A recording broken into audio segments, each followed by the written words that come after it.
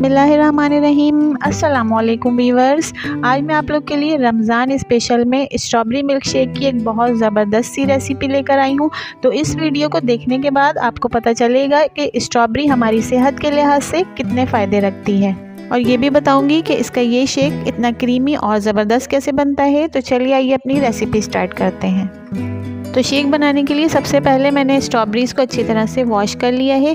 अब इनके ये जो ग्रीन पार्ट्स नज़र आ रहे हैं इनको अलहदा कर लेते हैं। तो स्ट्रॉबेरीज़ के मेडिकल बेनिफिट्स बहुत ज़्यादा हैं और इसमें विटामिन सी भी बहुत ज़्यादा पाया जाता है, और ये हमारी स्किन के लिहाज से भी बहुत ज़्यादा फ़ायदेमंद है और हमारी स्किन पर झुर्रियाँ नहीं पड़ने देती। इसके अलावा ये कोलेस्ट्रॉल को कम करती है और इसमें शुगर बहुत कम पाया जाता है, तो ये वेट लॉस करने के लिए बहुत ज़्यादा फ़ायदेमंद है। सारी स्ट्रॉबेरीज़ के ग्रीन पार्ट्स काट के अलहदा कर लिए हैं। तो अब इन स्ट्रॉबेरीज़ को हम काट लेते हैं। स्ट्रॉबेरीज़ के और भी बहुत ज़्यादा फ़ायदे हैं, चाहे आप इसको शेक बनाकर पिएं, चाहे आप इसको ऐसे ही खा लें, ये हर लिहाज से बहुत फ़ायदेमंद है।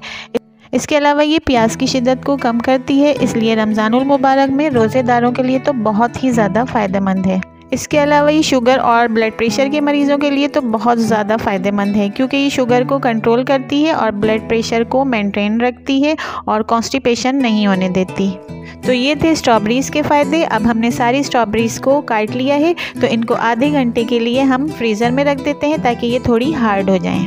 अब आधे घंटे के बाद हमने सारी स्ट्रॉबेरीज़ को फ्रीज़र से निकाल लिया है और ये थोड़ी हार्ड हो गई हैं। तो हमने इनको फ्रीज़र में इसलिए रखा था ताकि ये थोड़ी हार्ड हो जाए, ताकि इनका शेक बहुत अच्छा सा और थोड़ा थिक बने। तो अब इन स्ट्रॉबेरीज़ को हम जूसर में डाल देते हैं। जूसर को मैंने इस्तेमाल से पहले अंदर से अच्छी तरह से वॉश करके ड्राई कर लिया है, और अब सारी स्ट्रॉबेरीज़ इसमें डाल देते हैं। तो यहाँ पर मेरी आप लोग से एक छोटी सी रिक्वेस्ट है कि अगर आपको मेरी वीडियोस पसंद आती हैं तो मेरे चैनल को सब्सक्राइब और मेरी वीडियोस को फ्रेंड्स एंड फैमिली मेम्बर्स के साथ शेयर ज़रूर कर दिया करें। स्ट्रॉबेरीज़ इसमें डालने के बाद अब हम इसमें 4 टेबल स्पून शुगर ऐड कर देंगे। शुगर आप अपने टेस्ट के मुताबिक ऐड करिएगा। फिर इसमें 4 टेबल स्पून क्रीम के भी ऐड कर देने हैं।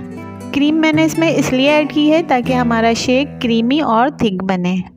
ये दोनों चीज़ें इसमें डालने के बाद अब मैं इसमें ऐड करूँगी आधा किलो फुल क्रीम मिल्क। सारी चीज़ें इसमें डाल दी हैं, तो अब हम अपने जूसर को कवर करके स्टार्ट कर देते हैं। बर्फ़ को मैंने इसमें नहीं डाला है, बर्फ़ को मैंने छोटे छोटे से पीसेस करके पहले ही रख लिया है और मैं इसको सर्विंग के दौरान डालूँगी। 2 से 3 बार चलाने के बाद हमारा थिक और क्रीमी स्ट्रॉबेरी शेक बिल्कुल रेडी हो चुका है। तो अब इसको गिलास में निकाल लेते हैं।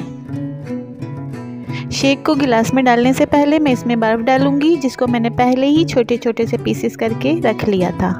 बर्फ़ डालने से हमारा स्ट्रॉबेरी शेक और भी ज़्यादा मज़ेदार और ठंडा ठंडा हो जाएगा।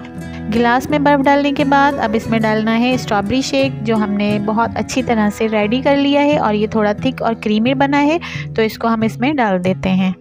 तो व्यूअर्स, हमारा मज़ेदार और क्रीमी स्ट्रॉबेरी शेक बिल्कुल रेडी है। आप लोग इसको इफ्तार के वक्त ज़रूर बनाएं और अपनी एनर्जी इंक्रीज़ करें। वीडियोस पसंद आए तो मेरे चैनल को सब्सक्राइब और वीडियोस को फ्रेंड्स एंड फैमिली मेम्बर्स के साथ शेयर करना मत भूलिएगा।